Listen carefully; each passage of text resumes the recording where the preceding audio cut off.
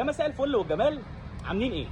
شايفين العربيه اللي بتتغلف ورايا دي؟ ناس كتير قالت لي بلاش تغليف، اصل التغليف بيسيب اثار وعلامات على العربيه لما بنيجي نشيله في مصر وبندخلها بولش. حبيبي انت كده كده هتدخل العربيه بولش في اي حال من الاحوال، حتى لو انا جبت لك العربيه من غير اللزق ده هتدخلها بولش، اصل العربيه مش هتجيلك نظيفه، العربيه بتقعد في الطريق حوالي 25 يوم باقصى حاجه. طب ال 25 يوم العربيه مش متغطيه، بتعرضها لكل انواع الهواء والرمل والتراب والكلام ده كله. عربيه ماشيه على تريلا في الصحراء، تفتكر هتتعرض لايه؟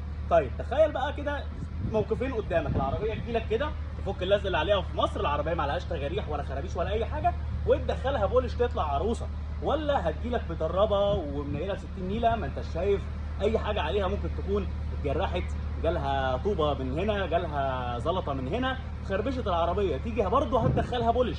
خلي بالك انت هتستعمل البولش في اي حال من الاحوال وهتدخلها بولش، تيجي تدخلها بولش تلاقي اثار تجريح هنا، اثار خربشه هنا، ومفيش حد لمسها، هو مجرد زلط وحصى من العوامل الجويه اللي العربيه ماشيه فيها. فالبولش مش مضر بالعربيه وما بيضرش بدهان العربيه، واللزق ده ما بيضرش بدهان العربيه. هتجيب عربيه من الامارات من اي دوله ثانيه يا ريت تغلفها، نصيحه انا مش واخد منك حاجه، غلف عربيتك علشان توصلك وتفرح بيها. هتدخلها بولش في اي حال من الاحوال. العربيه دي ما بتركبش كونتينر، العربيه دي بتجيلك بري، ركز في الكلام، بتجيلك بري. سلام.